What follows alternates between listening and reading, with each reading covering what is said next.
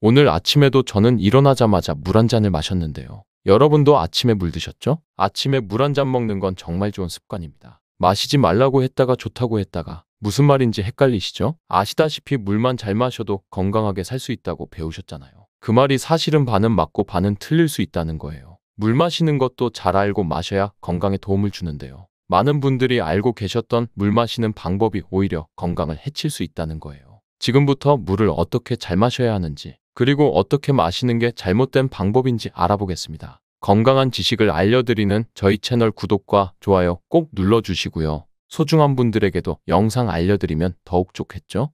우리 몸에서 물이 가장 필요할 때는 아침에 일어나서입니다. 왜냐면 우리 몸은 잘 때 내분비 기관을 정비하고 뇌를 정비하는 대대적인 정비 작업을 하게 되는데요. 이 과정에서 500ml에서 1리터 정도의 수분이 손실되기 때문입니다. 그래서 아침에 일어났을 때는 혈액이 끈적끈적해진 상태라고 보시면 됩니다. 아침 공복, 이 시간에 물을 적어도 500ml 정도는 마셔야 하루를 산뜻하게 시작할 수 있는 거죠. 그런데 물 마실 때 시원한 물이 좋다고 그냥 시원한 물을 벌컥벌컥 마시는 분들이 있어요. 시원한 물 벌컥벌컥 마시면 뇌혈류량이 급증해서 뇌혈관이 터지는 위험이 발생할 수 있습니다. 자칫 잘못하다가 정말로 위험한 상황이 올 수 있는 거죠. 특히 고혈압이나 뇌출혈이 있으신 분들은 정말 조심해야 합니다. 그렇다면 건강한 물의 온도는 어느 정도가 적당할까요? 우리가 가장 맛있게 느끼는 물의 온도는 일본의 연구 결과에 의하면 12도 정도라고 합니다. 그래서 시원한 물을 맛있다고 느끼는 건데요. 근데 맛있게 느끼는 온도와 건강하게 먹는 물의 온도는 확실히 다르다는 거죠.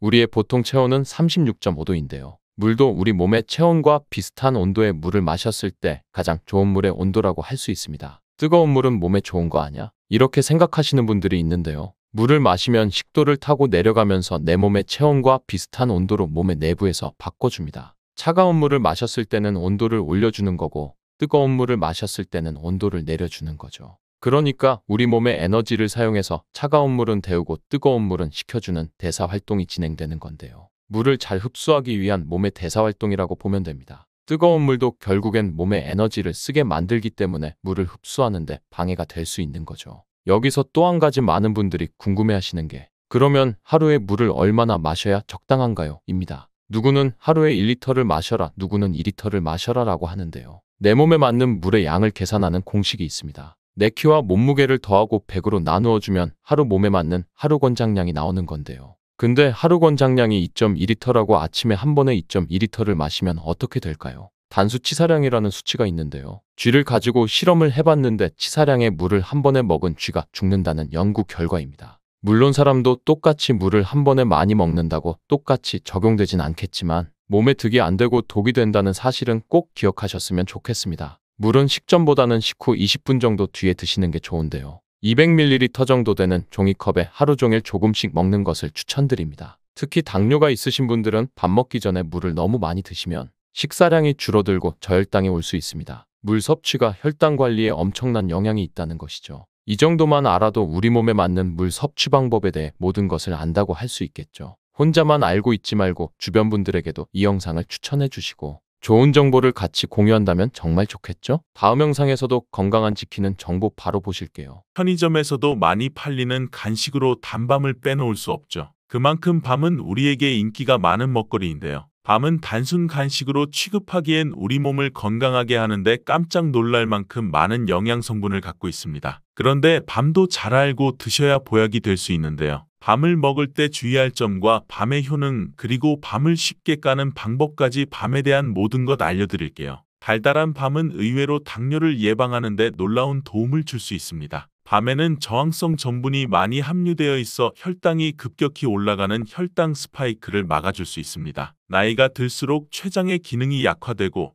식습관이 좋지 않은 분들은 당뇨가 발병하기 쉽습니다. 고혈당으로 인해 췌장뿐만 아니라 혈관의 염증이 지속적으로 발생하여 다양한 심혈관 질환을 유발하게 됩니다. 따라서 50대 이후가 되면 건강을 유지하기 위해 혈당 조절이 필수적이죠. 혈당 조절을 위해 밤을 드시면 도움을 받을 수 있는데요. 건강하신 분들은 하루에 밤 10개를 드셔도 괜찮지만 이미 당뇨가 있는 분들은 5개 이하로 드시기 바랍니다. 밤은 노화를 방지하고 면역력을 강화하는 데에도 탁월한 효능을 발휘합니다. 그 이유는 카로티노이드라는 성분이 풍부하게 들어있는데 이 성분이 바로 강력한 항산화 물질이기 때문입니다. 카로티노이드는 항산화 효능으로 활성산소를 제거하여 세포의 노화와 손상을 예방하며 암세포의 증식도 막아줄 수 있습니다. 우리 몸을 공격하는 활성산소를 제거함으로 면역력을 강하게 하는 데 도움이 될 수 있는 것이죠. 밤은 소화기관을 건강하게 하는 데에도 좋은데요. 밤에 풍부한 수용성 식이섬유는 장 건강에 아주 유익하고 밤은 따뜻한 성질이 있어 위장을 보호하고 건강하게 해줄 수 있습니다. 실제로 밤은 배탈이 났을 때 약으로 처방되기도 하는데요. 밤에 속껍질을 차로 드시게 되면 평소 배가 차서 설사를 자주 하시는 분들에게 도움이 된답니다. 또한 밤은 피로를 회복하는 데에도 도움이 되는데 비타민 B가 풍부하게 들어있기 때문입니다. 비타민 B는 탄수화물,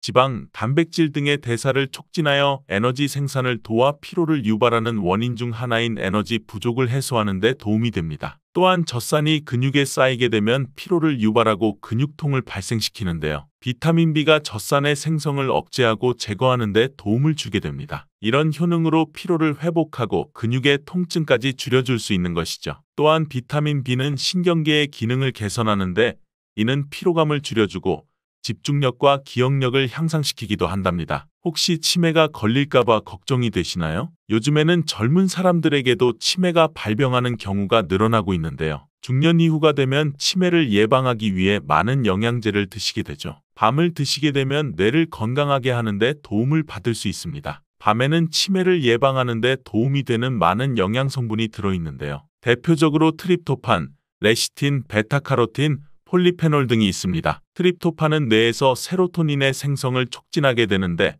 세로토닌의 별명이 행복 호르몬이죠. 세로토닌의 효과로 스트레스를 해소하게 되고 행복감이 높아지면 치매를 예방하는 데 도움이 될 수 있습니다. 레시틴은 뇌세포를 구성하는 성분 중의 하나로서 뇌세포의 손상을 예방하여 뇌의 기능을 향상시킬 수 있습니다. 베타카로틴과 폴리페놀은 인지기능을 강화하고 뇌세포의 손상과 노화를 예방하여 치매를 예방하는 데 놀라운 효능을 발휘하게 됩니다. 고혈압을 완화하는 데에도 밤은 좋은 식품인데요. 풍부한 칼륨을 함유하고 있어 체내에 쌓인 나트륨을 배출하여 혈압을 낮추는 데 도움을 줍니다. 또한 마그네슘이 많이 들어있는데 마그네슘의 대표적인 효능 중에 하나가 혈압을 조절하는 것이죠. 다만 칼륨의 함량이 높기 때문에 신장이 약하신 분들은 밤을 드실 때 주의가 필요합니다. 중년 높은 칼륨의 섭취는 약해진 신장을 더욱 망가뜨릴 수 있기 때문입니다. 밤 좋아하시는 분들 많으시죠? 그런데 이 밤이 다 좋은데 까는 게 쉽지 않아 고생하시는 분들 많으실 거예요. 밤 한 방에 쉽게 까는 방법 2가지 방법으로 알려드릴게요. 우선 밤을 물에 담가 깨끗하게 씻어주세요. 밤에는 흙먼지 등 이물질이 많이 묻어 있으니 깨끗하게 씻어 주시기 바랍니다. 깨끗하게 씻은 밤에 칼집을 내주시면 됩니다. 칼집을 내실 때는 칼을 이용해도 되지만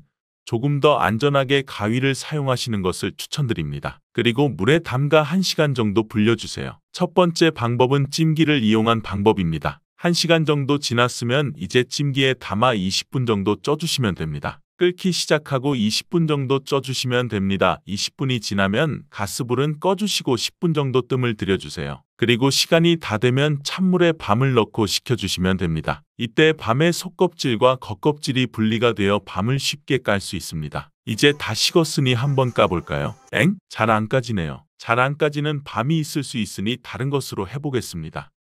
이것도 잘 안 까지네요. 지금 이 영상을 보고 계신 분들도 이런 경험 많으셨을 거예요. 다른 사람들은 잘 된다던데 왜 나는 안 될까? 고민만 하고 계셨죠? 왜 안 되는 건지 제가 바로 알려드릴게요. 문제는 삶는 방법이 잘못된 게 아니라 밤의 품종 때문입니다. 밤은 보통 3가지 품종이 있는데요. 약단밤, 대보밤, 옥광밤, 약단밤. 다른 밤들은 아무리 잘 삶고 굽고 해도 속껍질까지 한 번에 까지지는 않습니다. 그럼 약단밤으로 삶아서 까는 거 보여드릴게요. 제가 지금 사용하는 밤은 칼집이 있는 약단밤입니다. 과정은 똑같습니다. 물에 씻어 주시고요. 씻은 밤은 1시간 정도 물에 불려줍니다. 물에 불린 밤을 찜기에 20분 정도 쪄주고요. 김이 모락모락 나죠? 20분이 지나면 가스불은 꺼주시고 10분 정도 뜸을 들여줍니다. 뜸 들이기가 끝나면 찬물에 밤을 식혀줍니다. 다 식은 밤은 물에서 건져주시고요. 이제 손으로 밤을 까보겠습니다. 자, 한번 볼까요? 짜잔. 어때요? 잘 까지죠? 다른 밤도 해보면 깔끔하게 잘 까집니다. 어때요? 맛있게 생겼죠? 밤 한 방에 쉽게 까는 방법 두 번째는 에어프라이어를 이용한 방법입니다. 에어프라이어로 하면 군밤 비슷하게 됩니다. 깨끗하게 씻은 밤을 물에 불리지는 않고요. 에어프라이어에 넣고 180도에서 20분간 구워줍니다. 다 구워진 밤 어때요? 벌써 벌어진 밤들이 보이죠? 지금은 너무 뜨거우니 조심하시고요. 잘 식은 밤을 한번 까보겠습니다. 밤 까는 재미까지 있는데요. 한번 볼까요? 어때요? 너무 잘 까지죠? 바나나 이렇게 드셔야 해요. 숙변과 불면증 다 사라지고 바나나의 효능을 제대로 경험할 수 있어요. 남녀노소 누구나 좋아하는 바나나는 맛이 달콤하고 쉽게 구할 수 있어 자주 먹게 되는데요. 그런데 그거 아시나요? 초록색, 노란색 그리고 갈색 반점이 생길 때 바나나의 맛뿐만 아니라 영양 성분도 달라진다고 합니다. 바나나는 건강에 큰 도움을 주는 과일이지만 함께 먹는 음식에 따라 약이 될 수도 있고 독이 될 수도 있는데요. 이번 영상에서는 바나나의 놀라운 효능과 함께 먹으면 더 건강해지는 음식들, 피해야 할 음식들, 그리고 신선하게 보관하는 방법까지 전부 알게 되실 거예요. 영상 시작 전에 구독과 좋아요 눌러주시면 건강에 유익한 영상 만드는데 큰 힘이 되니까 꼭 해주시고요. 바나나가 어떤 상태일 때를 가장 좋아하시나요? 저는 예쁘게 노란색으로 숙성되었을 때 먹는 것을 좋아하는데요. 그 이유가 초록색일 때는 아직 단맛이 덜하고 식감도 약간 서걱서걱하니 맛이 없는 것 같고 갈색의 반점이 생기면 왠지 보기에 좋지 않고 시간이 더 지나면 상한 것 같은 생각이 들어 먹기에 꺼려지기 때문입니다. 그런데 초록색 바나나, 노란색 바나나, 갈색 바나나가 각각의 영상소가 달라진다는 사실 알고 계셨나요? 먼저 초록 바나나는 덜 익은 바나나는 맞습니다. 그렇다고 못 먹을 정도는 아닙니다. 단맛이 약간 적지만 그 대신에 건강에 도움이 되는데요. 바로 당뇨 환자에게 도움이 됩니다. 초록색 바나나는 소장에서 분해되지 않고 대장까지 내려가서 대장의 미생물에 의해 분해되는 저항성 전분이 풍부합니다. 이 저항성 전분으로 인해 소장에서 흡수가 되지 않아 혈당이 급격히 오르는 것을 막아주는 역할을 합니다. 당뇨 환자분들이 바나나가 단맛이 좋은 열대 과일이라서 못 드시는 것으로 생각하시는데요. 이 초록색 바나나를 드시면 좋습니다. 그리고 이 초록색 바나나는 소화되는 시간이 길기 때문에 포만감을 오래 유지시켜 주어 다이어트하는 식단에도 도움을 줄 수 있습니다. 저항성 전분은 이런 효능들로 인해 비만과 당뇨를 예방할 뿐 아니라 대장암도 예방하는 것으로 알려져 있습니다. 한 가지 주의할 점은 과민성 대장증후군이 있는 분들이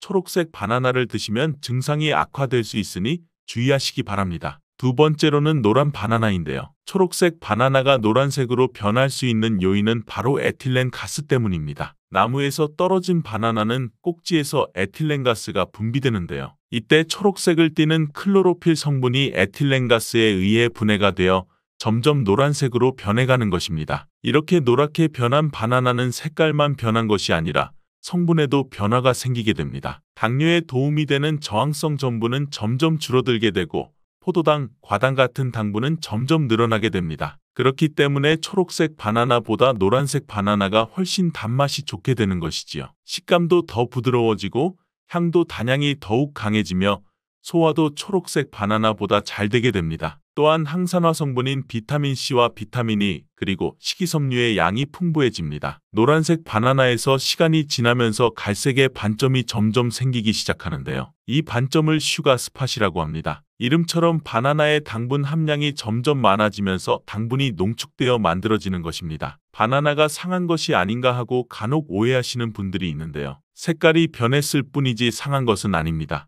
그런데 이 슈가 스팟이 점점 많아질수록 바나나의 당분 함량이 높아지는 것이기 때문에 당뇨가 있는 분들은 섭취하실 때 주의하셔야겠습니다. 최근에 바나나에 대한 연구가 진행되면서 이 슈가 스팟이 생겼을 때 바나나의 성분에 대한 실험도 진행되었는데요. 일본 데이쿄 대학 연구에 따르면 갈색 반점이 생긴 바나나의 면역 효과는 노란색의 바나나보다 최대 8배에 달했으며 이때 종양을 괴사시키는 물질로 알려진 NK 면역세포를 활성화시킨다고 합니다. NK 면역세포는 바이러스에 감염된 세포나 암세포를 직접 파괴하는 역할을 하고 TNF라는 종양괴사인자를 분비하여 비정상세포의 증식을 억제하고 암세포의 자살을 유도합니다. 이게 무슨 말이냐면 쉽게 말해 갈색 반점이 생긴 바나나는 면역력을 강하게 하고 암 예방과 치료에 도움을 줄 수 있다는 것입니다. 바나나에 이런 효능이 있다니 놀랍지 않나요? 바나나에 함유되어 있는 성분을 살펴보면 칼륨과 마그네슘 등의 다양한 미네랄이 풍부하게 함유되어 있고 비타민C, 비타민 B6, 비타민 A 등의 다양한 비타민도 함유하고 있습니다. 또한 우리 몸에 에너지를 공급하는 탄수화물도 풍부하게 함유되어 있습니다. 운동 경기를 보다 보면 선수들이 바나나를 먹는 장면을 볼 수 있는데요. 운동 중에 바나나를 먹으면 풍부한 탄수화물로 인해 에너지를 빠르게 공급해 주어 폭발적인 힘을 내는데 도움을 줄 수 있기 때문입니다. 나이가 들면서 점점 몸 안의 호르몬이나 에너지의 균형이 깨지고 건강이 점점 안 좋아지게 되는데요. 특히 혈관 건강에 문제가 생기는 경우가 많이 있습니다. 혈관 건강에 문제가 생기면서 나타나는 대표적인 증상이 고혈압이 되겠지요. 이 때문에 나이가 들면서 혈압을 관리하는 것이 정말 중요한데요. 바나나에 풍부하게 함유된 칼륨은 세포의 삼투압과 수분 평형 유지 기능을 수행하여 몸 안에 나트륨을 배출하는 데 도움을 주어 혈압을 조절하는 데 도움을 준다고 알려져 있습니다. 성인의 하루 칼륨의 권장 섭취량은 남성은 4,700mg이고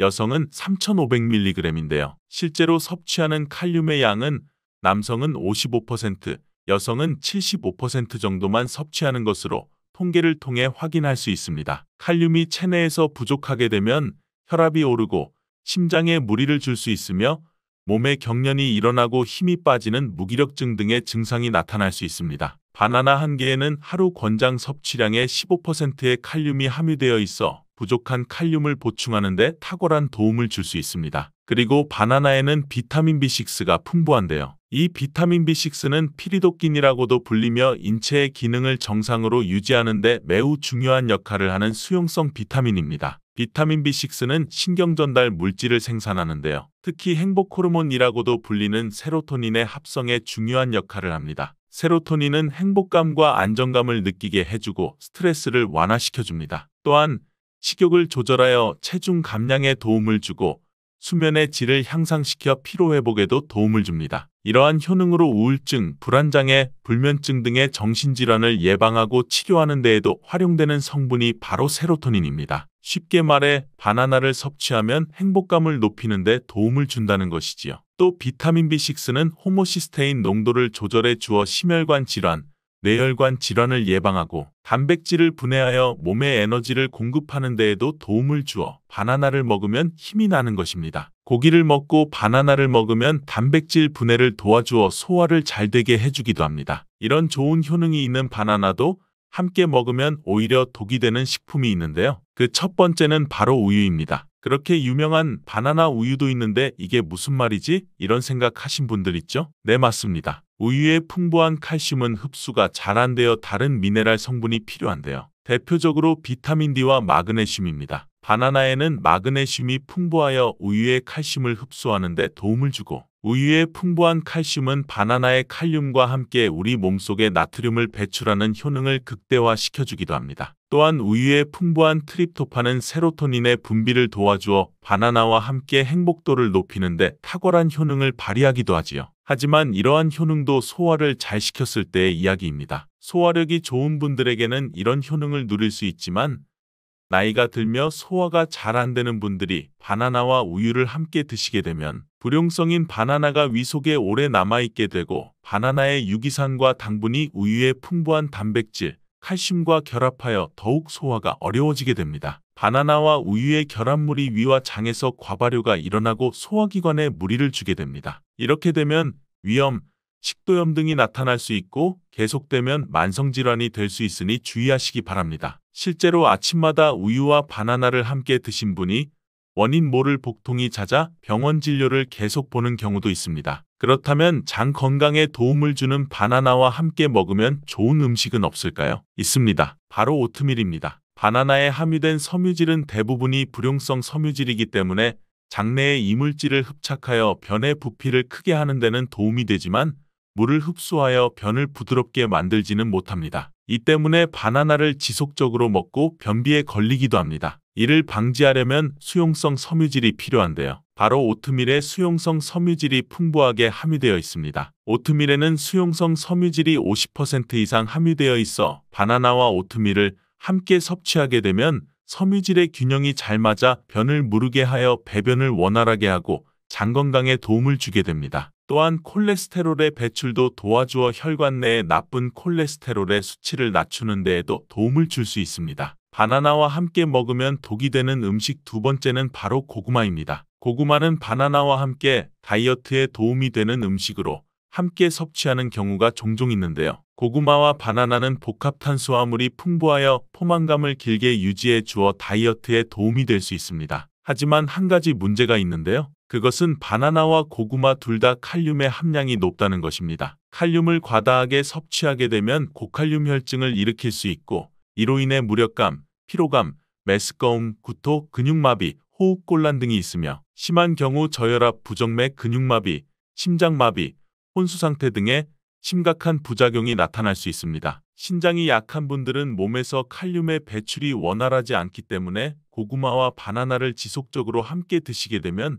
신장을 더욱 망가지게 해 건강을 악화시킬 수 있습니다. 바나나와 함께 먹으면 보약이 되는 음식은 오트밀에 이어 파인애플이 있습니다. 바나나와 파인애플에는 브로멜라인이라는 효소가 풍부한데요. 이 효소는 운동 후에 생기는 근육의 염증을 빠르게 회복시키고 또한 근육의 피로회복에도 도움을 주는 것으로 알려져 있습니다. 또한 바나나와 파인애플을 함께 드시게 되면 단백질 분해를 극대화해 소화를 돕고 소화불량, 변비, 대장염 등의 소화기 질환을 예방하는 데에도 탁월한 효능을 발휘하게 됩니다. 바나나와 함께 먹으면 보약이 되는 음식 세 번째는 카카오입니다. 바나나에는 도파민이라는 신경을 자극하는 물질이 많이 함유되어 있는데요. 카카오에는 바로 이 도파민 생성의 원료가 되는 아미노산이 풍부하여 카카오와 바나나를 함께 드시면 행복도를 높이는 효능이 극대화가 되는 것입니다. 또한 카카오에는 폴리페놀과 플라보노이드 등의 항산화 물질이 풍부하여 체내 활성산소를 제거하고 세포의 노화를 방지합니다. 바나나에도 항산화 물질인 베타카로틴과 비타민C가 풍부하여 카카오와 바나나를 함께 드시면 항산화 효과를 폭발적으로 높일 수 있습니다. 바나나와 함께 먹으면 보약이 되는 음식 네 번째는 바로 견과류입니다. 바나나와 견과류를 함께 드시면 세로토닌의 분비가 촉진되어 마음을 차분하게 하고 숙면을 취하는 데 도움이 됩니다. 또한 바나나의 풍부한 마그네슘은 근육의 이완을 돕고 견과류의 트립토판을 세로토닌으로 바꾸주는 성분인 비타민 B6가 바나나에 풍부해 견과류와 바나나를 함께 드시면 불면증과 우울증을 예방하고 개선하는 데 탁월한 도움을 줄 수 있습니다. 바나나를 보관하실 때에는 바나나의 꼭지 부분을 랩이나 호일로 감싸 주신 상태에서 바나나 거리 같은 것에 걸어두시는 것이 좋습니다. 그렇게 하면 바나나 꼭지에서 나오는 에틸렌가스를 어느 정도 차단해 주어 바나나가 빨리 숙성되는 것을 방지하여 좀 더 오래 보관할 수 있습니다. 그리고 열대과일인 바나나는 냉장고에 보관하시게 되면 냉해를 입어 바나나 색이 빠르게 검은색으로 변하게 되는데요. 상한 것이 아니니 먹는 것은 괜찮지만 보기에 좋지 않으니 바나나는 상온에 보관하시기 바랍니다. 다만 바나나를 오래 보관하시려면 껍질을 벗긴 상태에서 먹기 좋은 크기로 잘라 냉동 보관하셨다가 드시면 됩니다. 식탁 위의 혈관 청소부라는 양파는 많은 요리에 사용되는 우리에게 너무 익숙한 채소인데요. 중국인들이 돼지 기름으로 요리한 음식을 많이 먹으면서도 혈관 질환에 잘 걸리지 않는 이유 중 하나가 바로 양파를 많이 먹기 때문이랍니다. 양파는 혈관 청소 외에도 정말 다양한 효능이 있는데요. 아무리 좋은 양파도 잘못 먹으면 오히려 건강을 해치는 독이 될 수 있습니다. 오늘 영상을 통해 양파의 효능 4가지와 양파를 어떻게 먹어야 하는지, 양파를 드실 때 주의해야 할 점, 양파와 함께 먹으면 효능이 배가 되는 음식까지 양파에 대한 모든 것 알려드릴게요. 나이가 들면서 가장 신경 써야 할 부분이 혈관 건강이 아닐까 합니다. 노화가 진행되면서 당연히 혈관도 노화가 되는데요. 사람 몸의 혈관의 길이가 무려 10만 킬로미터로 지구를 2바퀴 돌 수 있는 길이입니다. 이렇게 긴 혈관이 우리 몸속에 있는데요. 온몸 구석구석 혈관이 닿지 않는 데가 없죠. 그래서 혈관에 문제가 생기기 시작하면 여러 가지 질병이 나타나게 됩니다. 대표적인 혈관성 질병이 고혈압, 당뇨, 치매 등이 있습니다. 이런 중요한 혈관을 건강하게 만들기 위해 반드시 섭취해야 하는 채소가 바로 오늘의 주인공 양파입니다. 양파의 첫 번째 효능이 바로 혈관을 깨끗하게 해준다는 것입니다. 혈관이 부드럽고 탄력이 좋아야 되는데 나이가 들수록 딱딱해지고 혈관벽이 두꺼워지며 콜레스테롤 때문에 혈관벽이 좁아지기도 하고 혈전이 생기면서 혈액순환이 잘 안 되기도 하죠. 이렇게 되면 고혈압, 뇌졸중 등 심혈관 질환이 나타나게 되는데요. 이런 질환을 예방하고 치료하는 데에 양파가 좋은 역할을 하게 됩니다. 양파에는 혈관 질환에 도움을 주는 두 가지 성분이 들어있는데요. 양파를 썰면 조금 후에 눈이 매워져 눈물이 나게 되잖아요. 바로 이렇게 눈물을 나도록 하는 성분이 알리네이즈입니다. 이 알리네이즈는 휘발성이기 때문에 눈이 매워지는 건데요. 이 성분은 항산화 작용이 뛰어나 체내의 활성산소를 제거하여 혈관이 손상되는 것을 막아주고 노화를 방지해주는 역할을 합니다. 그리고 혈전이라고 하죠. 혈액이 뭉치는 현상을 억제하고 혈액순환을 원활하게 해주는 데 도움을 주며 콜레스테롤 수치를 낮춰주어 고혈압, 동맥경화 등의 혈관 질환을 예방하는 데 많은 도움을 줍니다. 이뿐 아니라 혈당 조절에도 도움을 주어 당뇨를 예방하는 데에도 효과가 있는 것으로 알려져 있습니다. 양파에는 2021년 1년 동안 2300편의 논문이 나올 정도로 주목받고 있는 성분이 있는데요. 바로 퀘르세틴이란 성분입니다. 퀘르세틴은 그만큼 많은 효능이 있고 계속해서 효능들이 발견되고 있습니다. 양파에는 이 퀘르세틴이 정말 많이 함유되어 있는데요. 퀘르세틴의 많은 효능 중 가장 큰 효능이 바로 혈관을 깨끗하게 해준다는 것입니다. 퀘르세틴은 강력한 항산화 물질인데요. 활성산소가 많으면 혈관 세포를 손상시키고 노화시키고 각종 질병을 일으키는 원인을 제공하기도 합니다. 바로 이 퀘르세틴이 활성산소를 제거해 주어 혈관을 건강하게 도와주는 것이죠. 뿐만 아니라 퀘르세틴은 염증을 완화시켜주고 암을 예방하고 치료하는 효능이 있다고도 알려져 있습니다. 그렇다면 퀘르세틴은 양파 전체에 골고루 함유되어 있을까요? 그렇지 않습니다. 양파는 보통 9겹으로 이루어져 있는데 퀘르세틴은 바깥쪽으로 갈수록 함량이 높아집니다. 양파의 속살보다 껍질의 퀘르세틴의 함량이 약 30배에서 100배 정도 높게 함유되어 있습니다. 그래서 퀘르세틴을 많이 섭취하려면 양파 껍질을 드셔야 하는데요. 양파 껍질을 먹을 수 있는 방법으로 차를 우려서 드시는 것을 많이 권장합니다. 시중에 나와 있는 양파 껍질 차를 구매해 뜨거운 물에 우려서 드신다면 퀘르세틴을 제대로 흡수하지 못합니다. 양파 껍질에서 퀘르세틴을 용출하여 차로 드시려면 양파 껍질을 1리터의 물에 20분 정도 센 불로 끓여주시다가 약불로 30분 정도 더 끓여서 드시면 됩니다. 이렇게 양파 껍질 끓인 물을 따뜻하게 차로 드셔도 되고 냉장고에 보관하셨다가 시원하게 드셔도 좋습니다. 양파의 두 번째 효능은 바로 항바이러스 작용입니다. 장염이나 감기, 대상포진에 걸리셨다면 양파를 드시면 도움을 받을 수 있습니다. 이런 증상이 있으시다면 바이러스에 감염되었기 때문인데요. 양파에 퀘르세틴이 많이 함유되어 있다고 했잖아요. 바로 이 퀘르세틴의 효능 중에 바이러스를 사멸시켜주는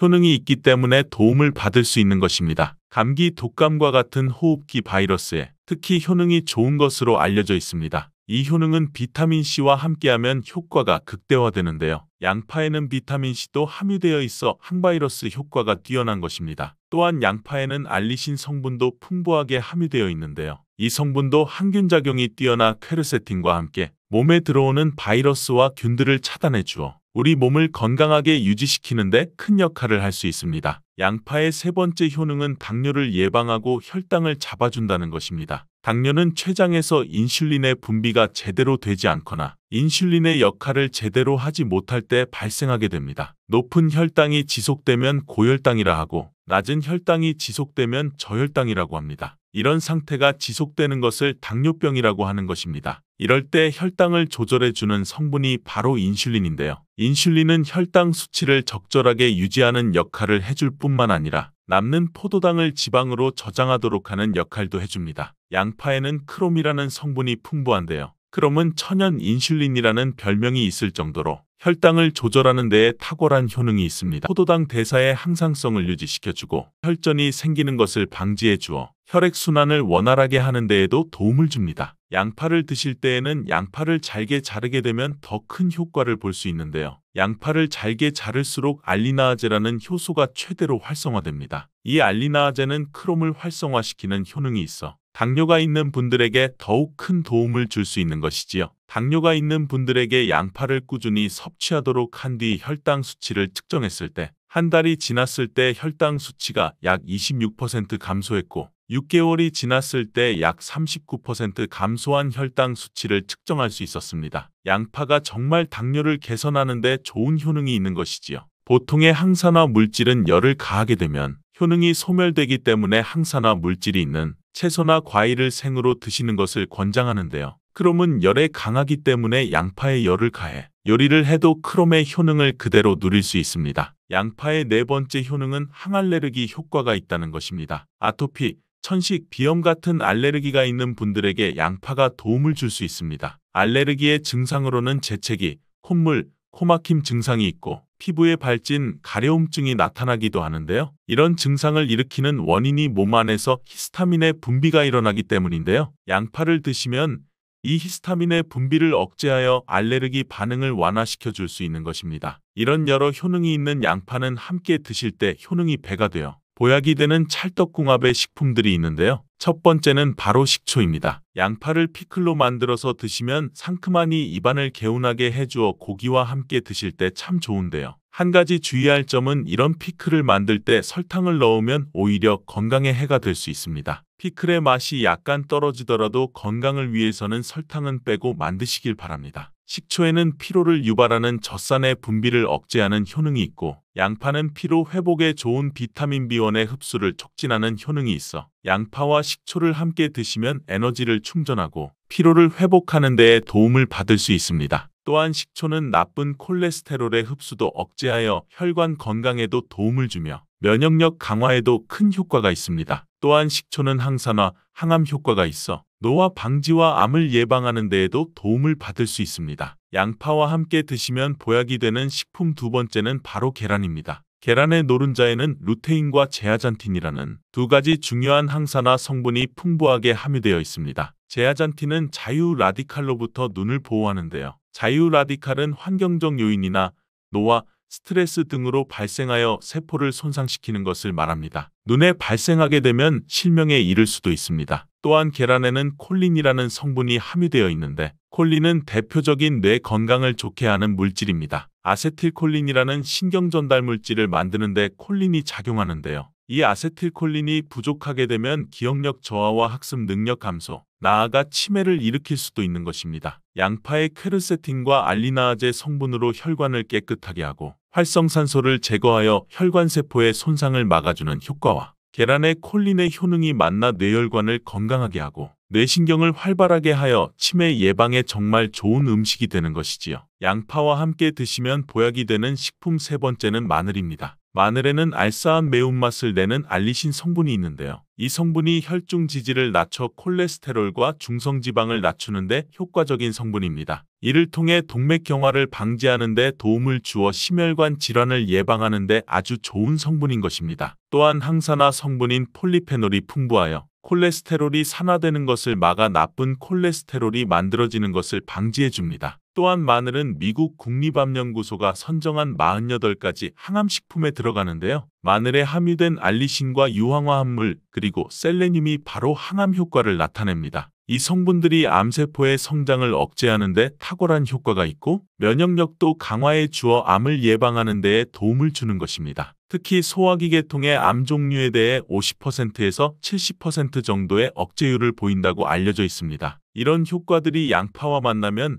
양파의 효능과 마늘의 효능이 극대화되어 암 예방, 혈관 건강에 아주 좋은 음식이 될 수 있습니다. 양파와 함께 드시면 보약이 되는 식품 네 번째는 브로콜리입니다. 브로콜리에는 설포라판과 인돌 화합물이 풍부하게 함유되어 있는데요. 이 성분들이 암세포의 성장을 억제하고 암을 예방하는데 뛰어난 효능이 있는 항암 성분입니다. 또한 비타민C, 베타카로틴 등의 항산화 물질이 풍부하게 함유되어 있어 체내의 활성산소를 제거하고 노화를 방지하는 데에도 효과적입니다. 또한 비타민 A가 풍부하게 함유되어 있어 눈의 피로를 해소하고 시력을 보호하는 데에도 도움을 주며 풍부한 식이섬유가 있어 장 운동을 촉진하고 배변 활동을 원활하게 해주어 장 건강에도 도움을 줍니다. 철분도 풍부하게 함유하고 있어 빈혈을 예방하는 데에도 효과적입니다. 브로콜리에는 바이러스에 대한 저항력을 높여주는 인터페론의 분비를 촉진하는 성분이 함유되어 있는데요. 이러한 브로콜리의 좋은 효능은 양파와 함께 드시면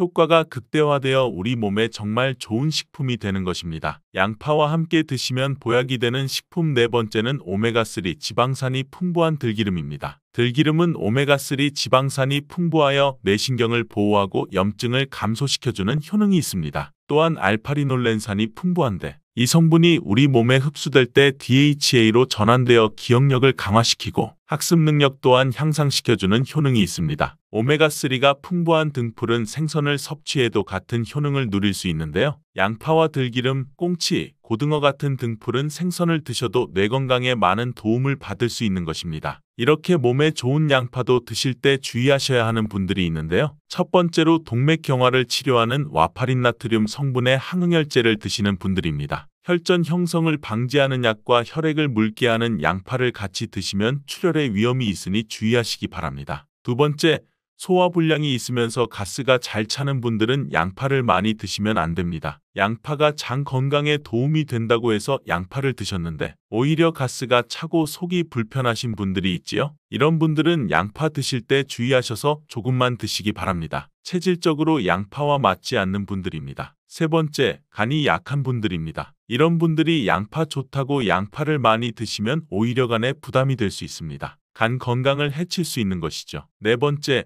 양파를 드시면 혀에 백태가 끼고 기미가 올라오는 것이 발견되시면 양파를 드시지 않는 것이 좋습니다. 그리고 다섯 번째, 정말 중요한 내용인데요. 건강에 좋다고 양파즙 내려 드시는 분들 많이 계시지요. 그런데 혈당 관리를 해야 하는 당뇨병이 있는 분들과 신장이 안 좋은 분들은 절대 양파즙 드시면 안 됩니다. 왜냐하면 양파를 즙을 내게 되면 농축이 되어 당도가 올라갑니다. 그리고 즙 상태로 드시면 흡수가 빨라 혈당이 급격하게 올라가게 됩니다. 또 양파즙에는 칼륨의 함량이 높은데요. 당뇨 환자뿐 아니라 신장이 안 좋은 분들이 양파즙을 마시면 이 칼륨이 신장에 무리를 주어 건강이 더욱 악화될 수 있습니다. 칼륨 배출이 잘 되지 않아 몸에 쌓이게 되면 심장에까지도 무리를 주게 되고 심하면 돌연사의 원인이 될 수도 있습니다. 검은 콩 드실 때 제발 이렇게 드세요. 그래야 내장 지방 싹 녹아내리고 치매를 예방할 수 있어요. 검은 콩이 건강에 좋다는 사실 모두 알고 있을 텐데요. 특히 내장 지방을 없앨 뱃살을 빼는데 좋다고 알고 계실 거예요.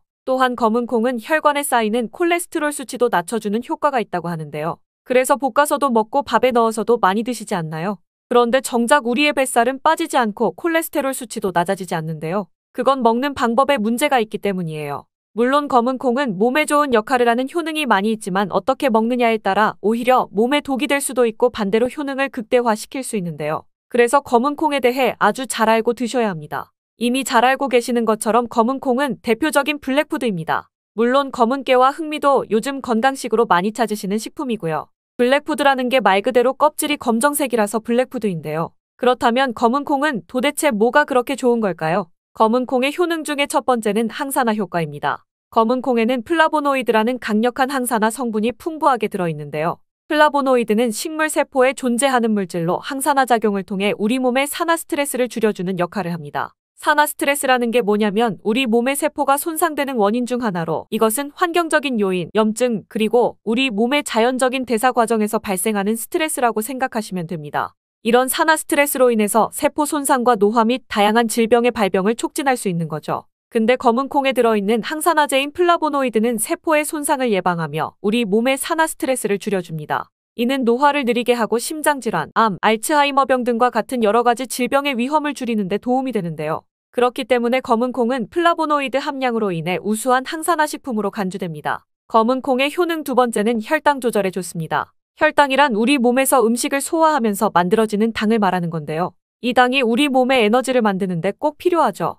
그런데 당이 너무 많아지면 몸에 나쁜 영향을 줄 수 있어요. 그래서 우리 몸은 당을 잘 조절해야 합니다. 그렇다면 검은 콩이 어떻게 혈당을 조절하는 걸까요? 바로 검은 콩 안에는 단백질과 식이섬유가 많이 들어있는데 단백질은 우리 몸을 튼튼하게 만드는 데 도움을 주고 식이섬유는 포만감을 느껴지게 해서 먹는 양을 줄일 수 있게 도와줍니다. 여기서 식이섬유의 역할이 중요한데요. 식이섬유는 당이 너무 빨리 몸에 흡수되는 것을 막아줍니다. 이렇게 되면 당이 천천히 몸에 흡수되어 혈당이 급격하게 오르는 것을 막아주게 되는 거죠. 검은 콩의 효능 세 번째는 콜레스테롤 수치 조절입니다. 검은 콩은 콜레스테롤 수치를 낮추는 데 도움이 되는데요. 콜레스테롤은 우리 몸이 필요로 하는 지방 중 하나이지만 이게 너무 많으면 혈관을 막아 심근경색이나 뇌혈관 질환을 일으키는 원인이 될 수 있습니다. 근데 검은 콩에 들어있는 식이섬유는 우리 몸에서 콜레스테롤을 흡수하는 것을 줄여주는 역할을 합니다. 그 중에서 특히 검은 콩에 들어있는 용해성 식이섬유는 콜레스테롤과 결합하여 그것을 체외로 배출하는 데 도움을 주는데요. 그것 말고도 검은 콩에는 불포화지방산이라는 건강한 지방도 풍부하게 들어있습니다.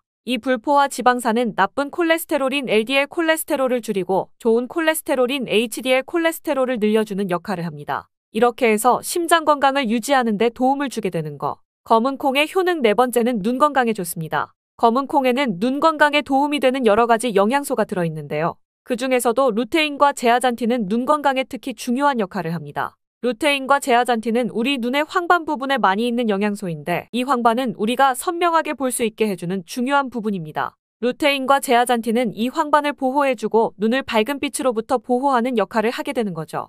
특히 루테인과 제아잔틴은 황반변성이라는 눈 질환을 예방하는 데 도움을 주는데요. 황반변성은 우리가 나이를 먹으면서 발생할 수 있는 눈의 질환으로 시력을 잃게 만드는 주요 원인 중 하나입니다. 검은 콩의 효능 다섯 번째는 뼈를 튼튼하게 해줍니다. 검은 콩은 뼈 건강에 도움이 되는 여러 가지 영양소를 함유하고 있는데요. 그 중에서도 칼슘과 마그네슘이 뼈 건강에 특히 중요한 역할을 합니다. 먼저 칼슘은 뼈와 이를 지탱하는 치아를 만드는 주요 성분입니다. 또한 우리 몸의 다른 중요한 기능들, 예를 들어 심장 박동과 신경 전달에도 필요한 물질입니다. 이런 중요한 칼슘이 검은 콩에는 풍부하게 들어있어서 꾸준히 섭취하면 뼈를 튼튼하게 해주는 게 탁월한 식품이라고 할 수 있는 거죠. 그리고 마그네슘도 뼈 건강에 중요한 역할을 하는 미네랄인데요. 마그네슘은 칼슘이 우리 뼈에 제대로 흡수되는 것을 도와줍니다. 또한 마그네슘은 뼈의 구조를 유지하는 데 필요하며 뼈를 강하게 만드는 데 도움을 줍니다. 검은 콩의 효능 여섯 번째는 피부 노화를 막아주는 효능이 있습니다. 검은 콩에 들어있는 비타민 E, 아미노산, 그리고 항산화 성분이 피부 건강에 특히 중요한 역할을 합니다.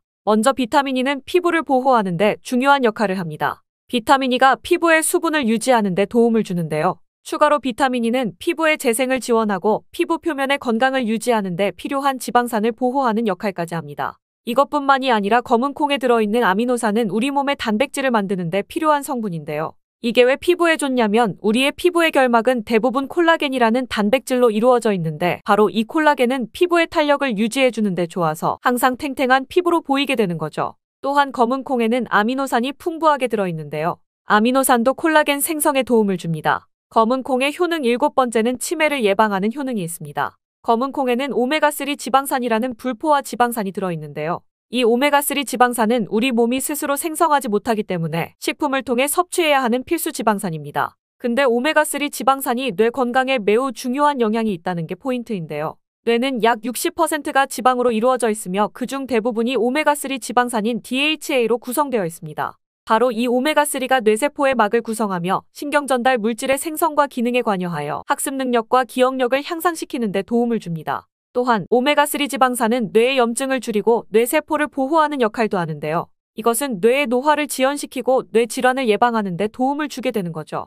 결국 오메가3 지방산은 치매 같은 뇌질환의 위험을 감소시키는 데 효과적이라고 할 수 있습니다. 검은 콩의 효능 여덟 번째는 탈모 예방에 탁월합니다. 검은 콩에는 모발에 영양분을 주는 비타민 B가 풍부하고 모발의 성장에 필수 성분인 시스테인이 가득한데요. 이 성분들이 혈액순환에도 도움을 줘서 탈모도 예방이 되고 새치가 생기는 것도 막아주는 모발 건강에 정말 좋은 성분이라고 할 수 있습니다. 정말 검은 콩의 효능 어마어마하지 않나요? 그러니까 나이가 들수록 꼭 드셔야 하는 음식이라고 생각하시고 드셔야겠죠? 근데 이런 어마어마하게 몸에 좋은 검은 콩도 드실 때 주의해야 할 점이 있는데요. 아무리 좋다고 해도 과다 섭취는 안 되는 거 아시죠? 검은 콩에는 피틴산이라는 성분이 들어있는데 이는 식물이 성장하는 과정에서 필요한 미네랄을 저장하는 역할을 합니다. 하지만 이 성분이 과도하게 섭취되면 우리 몸에서 필요한 미네랄인 칼슘, 철분 등의 흡수를 방해할 수 있습니다. 또한 검은 콩은 단백질과 식이섬유가 풍부하므로 잘 익히지 않고 먹으면 소화가 잘 되지 않을 수 있습니다. 요리하시기 전에 충분히 물에 불리고 완전히 익혀 드시면 되는데요.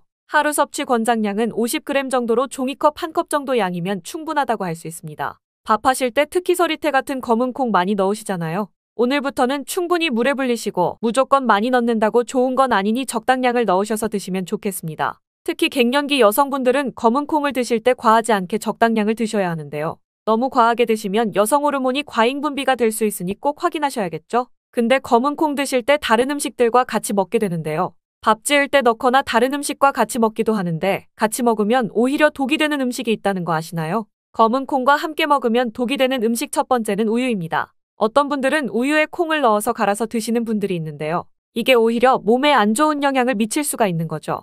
왜냐면 검은 콩과 우유를 동시에 섭취하면 피틴산과 칼슘 사이에 상호작용이 발생할 수 있는데요. 검은 콩에는 피틴산이라는 성분이 들어있는데 피틴산은 식물이 생장하는 과정에서 필요한 미네랄을 저장하는 역할을 합니다. 이 성분은 우리 몸에서 필요한 미네랄인 칼슘, 철분 등의 흡수를 방해할 수 있습니다. 반대로 우유는 칼슘의 주요한 공급원이고 우리 몸에서는 칼슘이 뼈와 이를 구성하며 신경 및 근육 기능, 혈액 응고 등에 꼭 필요한 성분이죠. 근데 피틴산이 풍부한 검은 콩과 칼슘이 풍부한 우유를 같이 먹으면 피틴산이 칼슘의 흡수를 방해하여 우유의 영양소가 제대로 흡수되지 않을 수 있습니다. 이로 인해 칼슘 부족 상태가 발생할 수 있으니 따로 먹는 걸 추천드리는 거예요. 검은 콩과 함께 먹으면 독이 되는 음식 두 번째는 토마토입니다. 왜냐면 토마토가 콩의 단백질 흡수를 방해하고 소화를 어렵게 만들 수 있는 산성이기 때문인데요. 토마토의 산성 성분이 단백질의 흡수를 방해하면 콩에 충분히 있는 단백질이 몸에 흡수가 안 돼서 콩의 영양 가치가 아무런 의미가 없게 되는 상황이 올 수 있는 것입니다. 또한 토마토의 산성 성분은 이미 단백질이 풍부하여 소화하기 어려운 콩을 더욱더 소화하기 어렵게 만들 수 있습니다. 그렇지 않아도 나이가 들면 신진대사가 활발하지 않아 소화가 안 되는데 소화불량을 일부러 만들 필요는 없겠죠? 검은 콩과 함께 먹으면 독이 되는 음식 세 번째는 달걀입니다. 달걀에는 비타민 A가 풍부하게 들어있는데요. 비타민 A는 우리 몸의 면역 시스템을 강화시키며 시력을 유지하는 데 필요하고 세포의 성장과 분열에 중요한 역할을 합니다. 그리고 검은 콩에는 트립신이라는 아미노산이 들어있는데요. 트립신은 우리 몸이 단백질을 만드는 데 필요한 중요한 구성 요소이며 신경 전달 물질인 세로토닌과 멜라토닌의 생산에도 필요한 아미노산입니다. 그런데 달걀의 비타민 A와 검은 콩의 트립신이 함께 섭취되면 어떻게 될까요? 둘 사이에 화학적 상호작용이 발생하여 소화 과정에 영향을 미칠 수 있는데요. 이 상호작용은 단백질의 소화를 방해하거나 비타민 A의 흡수를 저해하게 되는 거죠. 또한 트립신은 소화 효소의 활동을 저해하는 특성이 있습니다. 따라서 트립신이 풍부한 검은 콩과 비타민 A가 풍부한 달걀을 함께 섭취하면 좋은 영양소를 흡수 못하는 결과를 가져올 수 있습니다. 앞으로 검은 콩과 같이 먹을 때 독이 되는 음식은 무심코 같이 안 드시는 것이 좋겠습니다. 그렇다면 같이 먹을 때 궁합이 정말 잘 맞는 음식도 있지 않을까요? 찰떡궁합인 음식들도 있습니다. 검은 콩과 궁합이 정말 잘 맞는 음식 첫 번째는 흰쌀밥입니다. 이미 다들 밥에 검은 콩 넣어서 드시잖아요.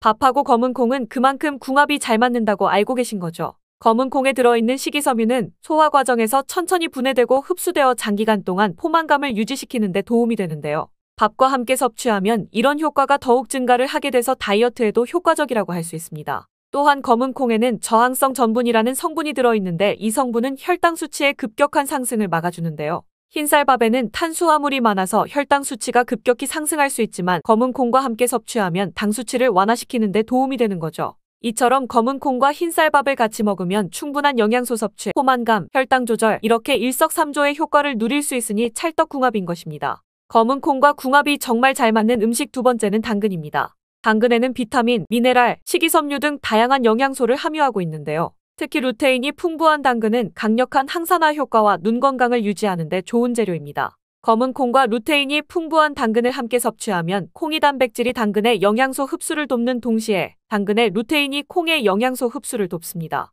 서로 영양소 흡수가 잘 되게 도와주는 음식인 거죠. 당근 말고도 시금치와 같은 채소도 같은 역할을 하니 식사하실 때 당근이 들어간 음식이나 시금치나물 같은 음식들과 같이 드시면 효과가 300% 날 거라고 생각합니다. 검은 콩과 궁합이 정말 잘 맞는 음식 세 번째는 닭고기입니다. 검은 콩은 식물성 단백질의 좋은 원천이라고 잘 알고 있을 거예요. 근데 식물성 단백질은 동물성 단백질에 비해 필수 아미노산의 비율이 적은데요. 필수 아미노산은 우리 몸이 스스로 생산할 수 없는 아미노산으로 반드시 음식을 통해 섭취해야 하는 성분입니다. 닭고기는 동물성 단백질의 좋은 원천이며 모든 필수 아미노산을 골고루 함유하고 있습니다. 따라서 검은 콩과 닭고기를 함께 섭취하면 두 가지 종류의 단백질이 서로를 보완하게 되는데요. 이렇게 함께 섭취하면 검은 콩에서는 얻을 수 없는 필수 아미노산을 닭고기에서 보충할 수 있습니다. 반대로 동물성 단백질만을 섭취할 때보다 식물성 단백질의 섭취 비율을 늘려주는 것은 심혈관 건강에도 정말 좋은 효과를 볼 수 있습니다.